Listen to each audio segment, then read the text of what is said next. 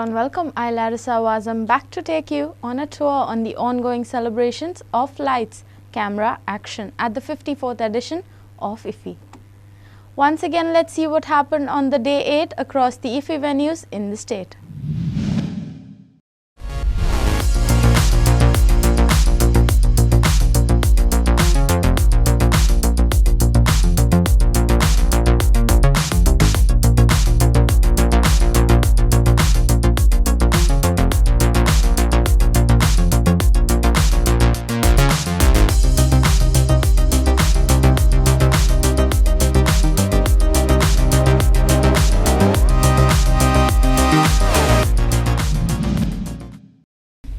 No festival is complete without its delegates and visitors. Team Herald spoke to several delegates and visitors who are attending this edition of Film Masti.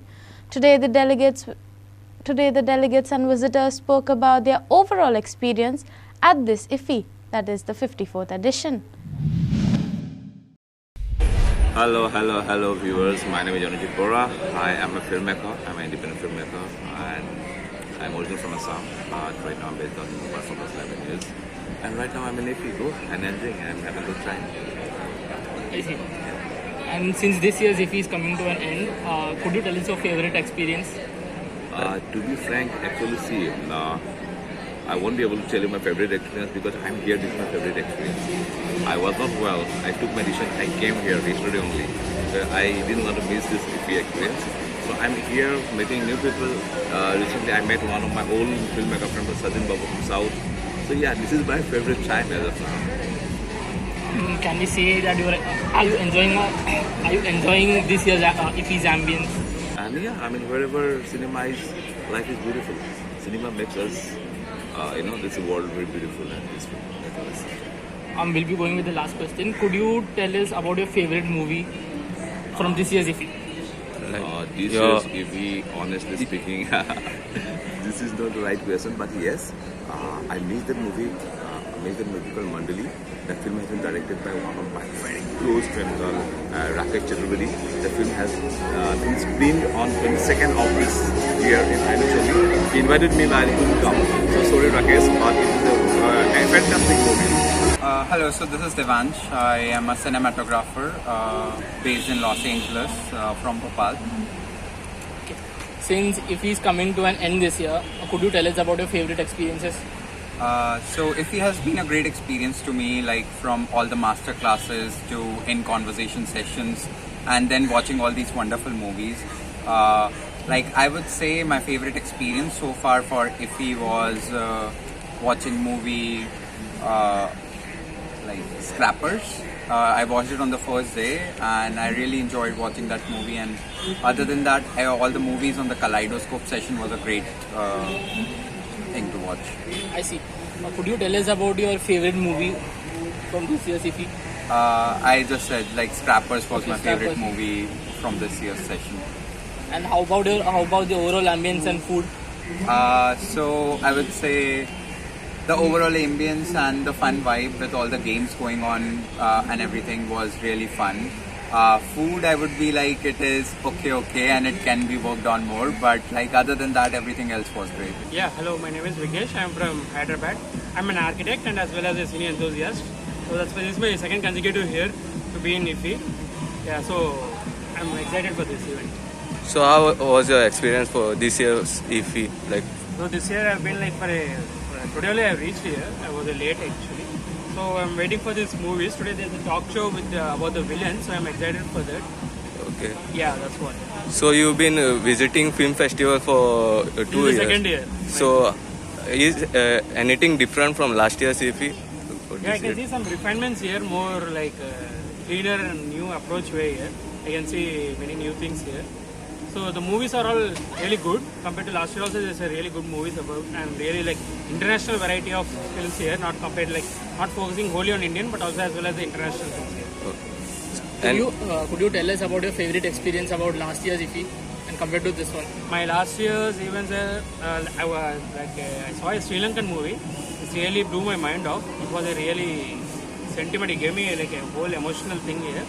So that was the most, because discovering new films was the possible solution here where you can find new movies about different international people and watching their movies.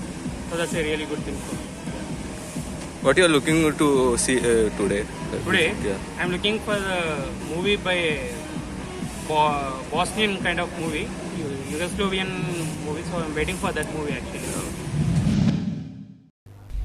The 10 films from across the globe selected for ICFT UNESCO Gandhi Medal 2023 at the 54th IFFI have been judged by a 5-member jury, announced Serge Michael, Vice President ICFT UNESCO, at the press conference held on the sidelines of the 54th International Film Festival of India, IFFI, in Goa.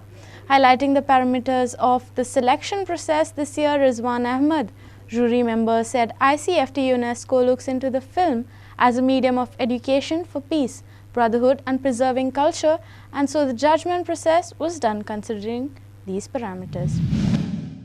Very nice for me to be here, and I would like to thank the organizers for all what is made during this film festival. ICFT, you know, it's started from UNESCO. It's a UNESCO medal, and the values from Gandhi's, you told us, we remember, and we ask jury to choose a film which represents this value from Gandhi, and nowhere it's best than here to give such medal, and so it will be the 9th time, and more to show the strength of the link between your film festival and ICFT UNESCO. I can answer some question if you want to know how it works. Only one thing: the films are chosen by IFFI, are given to us, sent to us. With modern media, we can give to all our jury member, and then the jury member drift and choose one of these films. Yeah. We can speak about. Thank you, Michelle. Thank you. So actually, we built this cooperation partnership with IFFI Goa in 2015. So our story began from that year. And that year, I met our partner, Representative Rizwan, in Cannes Film Festival. So the legendary cooperation and collaboration and partnership started from that year. And each year, we if we start from the delegation of our jury, each year we select 5 or 4 jury members from different countries. So that means every year we have different jury members. Like last year, Manoush was our jury member, I was a jury member. And next year, we will have some other jury members join us to make this award more diverse and more international. And in a youth point of view, next year it'll be our 10th anniversary of our collaboration, and also the 55th anniversary of IFFI Goa. So I suppose that there will be a big celebration of that. And also we would like to explore the possibilities of the youth collaboration between ICFT and IFFI Goa and the whole India, because youth is our future and youth empowerment is also one of the priority of UNESCO. So it'll be a very important issue to deal with, and there will also be a lot of more chances or opportunities or creative projects that we can do together. So we're very much looking forward to that. Arvind, the high school physics teacher in Pollachi, is on hormone replacement therapy, HRT, to transition from being a male to a female. And only his close friend Harita knows about it. Arvind's father is going through a financial crisis and wants to mortgage the family home to restart his hotel business that was affected by the COVID-19 pandemic. Being an influential person in the community, a financier agrees to help him if he married his daughter to Arvind. Meet the cast and team of this movie. Ma'am, you are the actor, director, producer of the film. That's so right. How was it? How was the experience? So I'm a debut filmmaker, and I have absolutely no experience even doing a short film, or like I've never even been in the film set. I actually watched YouTube videos of how to write a movie, direct a movie, and even act in it. It was an extraordinary experience. So I took 2 years to write the movie, but about 30 days to actually shoot it. But it was a wonderful experience. What next 3 months is a really long time. Ma'am, what made you to write this movie, or what inspired to write this movie? Very rarely, transgender filmmakers get to tell their stories themselves, right? And usually, it's always men playing trans characters. Sometimes female actors play trans characters, but ideally, I would like for trans characters to be played by transgender actors, right? And also even in whether it's in indie filmmaking or mainstream Indian cinema, they have a very stereotypical representation of how transgender people are. Usually they run away from their houses and they just like are isolated, begging, sex work, and I'm like, it is true, but there are just so many other stories to say. Like, I'm such a story. I live in the US. I graduated from PhD Tech. I'm in, I've traveled all over the world. So who is there to tell stories like mine, right? And I thought, okay, I want to go ahead and tell the story. But I transitioned from male to female when I lived in Seattle. My transition was like a cakewalk. I was pretty sure that is not how it is going to be in India, right? So I wanted to write a movie that's a little bit more realistic, but made with, sensible and much more non-stereotypical way of telling a story. And I thought, okay, if nobody is going to do that, I'm going to do that myself. You yourself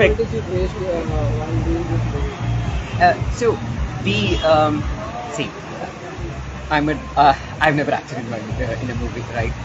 The first scene that I shot with a co-actor, I was ridiculous. I was like, and I had written the movie. It was my dialogue that I was like saying, but I was like fumbling like an idiot, simply because I don't have experience. So predominantly it is about acting at the same time directing and making sure everything works in just 3 weeks, because I still work. I work in the US. I live in San Francisco. I came to India to do this. I only had 3 weeks to shoot the whole movie.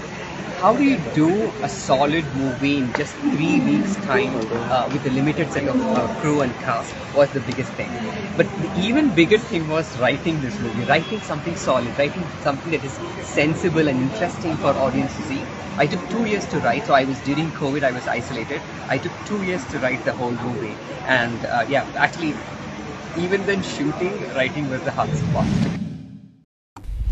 Captivating in conversation sessions with the Hindi film actress Rani Mukherjee, exploring the theme of delivering compelling performances, was held at IFFI on Sunday. Moderated by Bharadwaj Rangan, editor-in-chief of Galata Plus and a national award-winning film critic, the freewheeling discussion delved into Mukherjee's life and illustrious career. Reflecting on her cinematic journey, Rani said that she always tried to portray Indian women as strong characters. Outside India, films and their characters are viewed as windows towards our Indian culture, she added. Emphasizing the importance of commitment to one's craft, Rani asserted it is important to always stand by strong films and roles. Sometimes you might not get the audience approval at the period, but in the history of cinema, such films and characters will find a place. Watch. Daughter, because my mom said, you have to just, give it a try and do this. And I was like, I'm doing this, I have to do this to the best of my capability. That was me as a student, that I have to do this well. And there were a lot of people in the audience, seniors and so many people from family, friends, and everybody was watching. And it was the first time that I was getting exposed to an audience that I didn't know of completely. And I was supposed to say these lines, and I've never done like stage plays in school. So I don't, I used to do classical dancing, so I'm used to a stage performance, but not like delivering lines. And I also had a little stammering problem.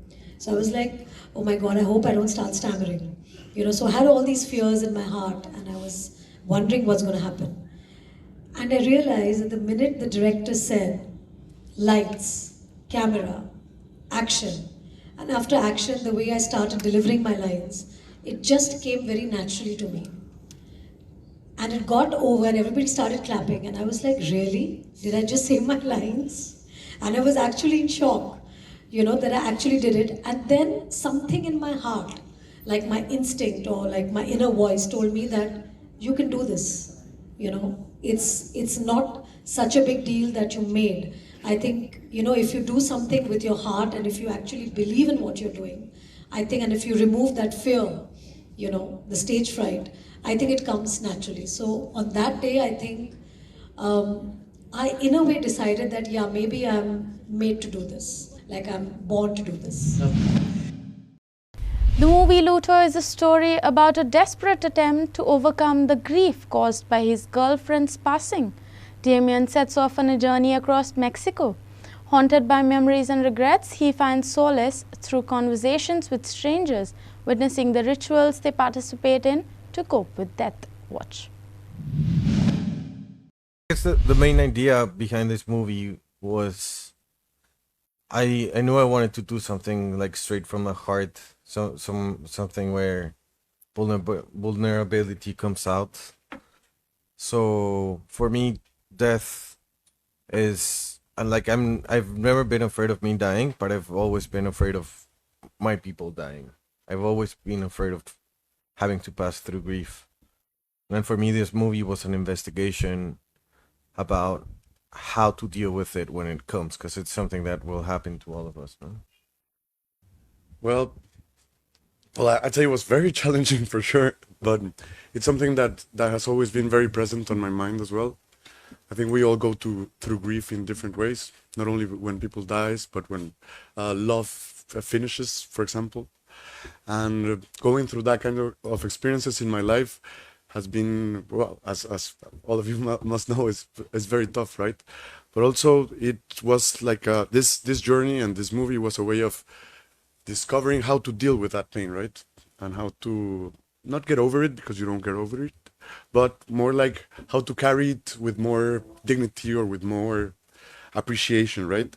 There's this saying that I heard that is, grief is the price you pay for love, right? And love is absolutely worth it. And so that's my idea. So I don't know if that answers your question. You ask if how was to come out of that. So as Andres said, we created this environment and I let myself be in that emotion while we were shooting, fully feeling it. So when we were stopping and then we will continue through the day, sometimes my energy was very low because I will let myself really feel it and not just like have it for the 20 minutes filming, But it was part of the experience to really let the character be alive, and not just pretend to be in it. And we would sing and dance for you to bring you out of the he will come out of like after the scene and he will be like, let go, it's not yours, like, but sometimes it's like it's not that easy because I go through like so much sadness and I let myself feel this empty that I cannot just go back and be like, okay.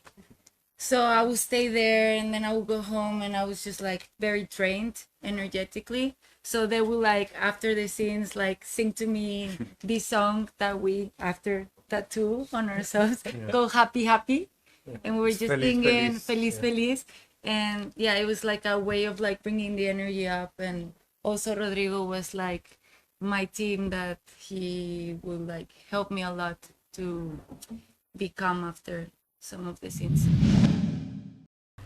The Endless Summer Syndrome, a French movie which speaks about when the mother of two adoptees is tipped off about the possible affair her husband may be having with one of their children. Her sense of duty takes a macabre turn. I'm Lindsay Lindsay Taylor Stewart. I'm the managing director and associate producer of the project. And together with my business partners, Kaveh Danishmend, who is an Iranian director of the film, and Cem Degger, the Turkish actor, director, writer, who is also in the film and has written the film as well. We are Libra Rising, and we are a Prague-based Czech production company, and we are the majority producers of the project. So Endless Summer Syndrome is a homage to French cinema, and we are, it was created by an international cast and crew during the pandemic. And it's really an amazing feat of all of these international filmmakers who, during a very difficult time in the world, decided to create this very simple story that has complex and difficult topics regarding familial incest. But we never really mention that in the film. It's all very kind of intentionally just living in the gray area. And the premise of the film essentially is that Delphine gets a phone call at minute 10 in the film, and she is told by an anonymous colleague that her husband is having an affair with one of her two adopted children. So from that moment on, the film becomes an investigative sexual thriller. You know, is this true? And if so, which of my children? And her reaction at the end is really what is the surprising element of this film. And from the moment that you start, when that phone call happens, the audience is really engaged in what's going to happen. And I think one of the things that the director does so nicely is lets the audience experience that as they're watching the film. There's not a strong commentary coming from the director or the writers, but they want the audience to experience that. What drives writer-director Nilesh Malkar to make Konkani movies? Love. His love for Konkani, and that's coincidentally even the title for his third Konkani film, Mog. In a span of about 2 hours 5 minutes, the film takes us through the journey of the protagonist, which has been scripted and drafted in the form of a love story, says Nilesh. Alright, thank you so much. Requesting the team to kindly on the stage itself. Also now join me welcoming the lead actor of this film, who's been phenomenal in the Tamil industry as well, Mr. Bharat Srinivasan. And can you have a huge round of applause, please? The director of this film, Mr. Nilesh. And requesting Ankita ma'am to please do the honors of presenting a memento to him. A beautifully crafted memento being presented to Mr. Nilesh, the director of #Mog.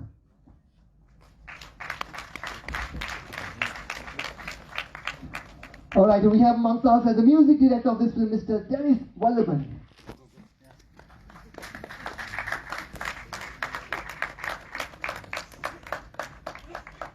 I think we can clap much louder than this one. Come on, yeah. The amazing actors who have played a phenomenal role in the film as well, #Moga. We have inviting on stage Mr. Manoj Joshi and Nikhil Delhi. Oh, Varsha is live.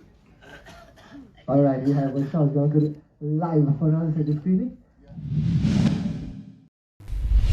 Fans and delegates went crazy and made best of fan moments at the 54th IFFI Date 8.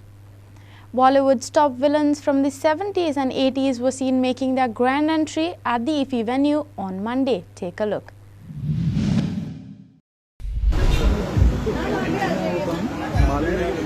कहीं villain का villain नहीं, बहुत लोगों का villain हो जाता है यहाँ पे। ये तो जगह ही है जहाँ पर विलन होता है और बड़े अच्छा लग रहा है क्योंकि दादा भाई और मैं तो हमेशा हमने फिल्म में भी साथ में करते हैं, इवेंट में भी साथ में जाते हैं और गोवा में भी अब साथ में और गोली भाई अजीत जी वो गुलशान हम सभी मिले हैं। और देखिए विलन जो होता है जो खलनायक होता है ना, अगर नाम तो फिर नायक का कोई असर नहीं होता क्योंकि नायक के नाम के साथ खल नायक, तो यानी हम लोग भी नायक ही हैं, सिर्फ खल जुड़ा हुआ बस। सर 165 हॉलीडेज यहाँ आकर लगता है कि हर इंसान जो है वो हॉलीडे मूड में है।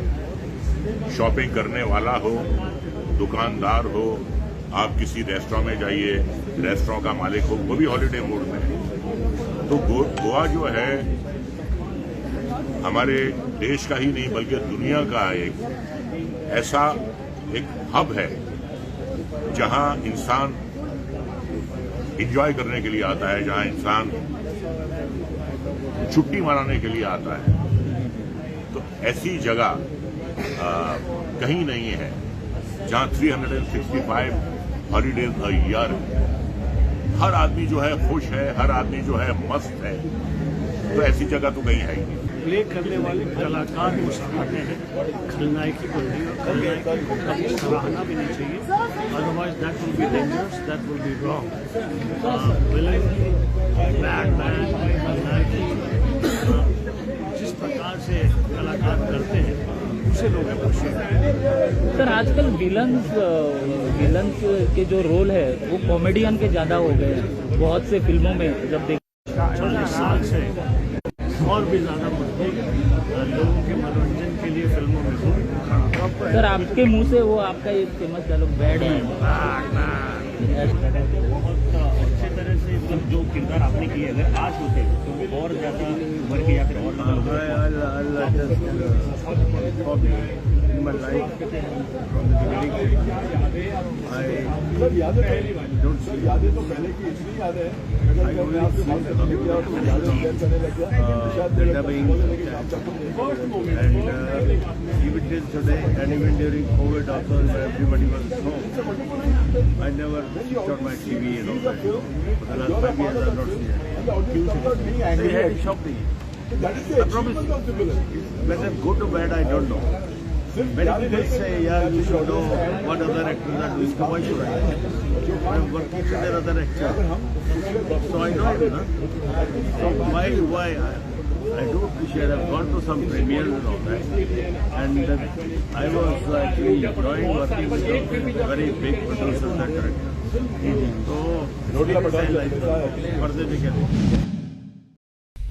No event or festival is complete without its music and entertainment. Watch these glimpses of the red carpet.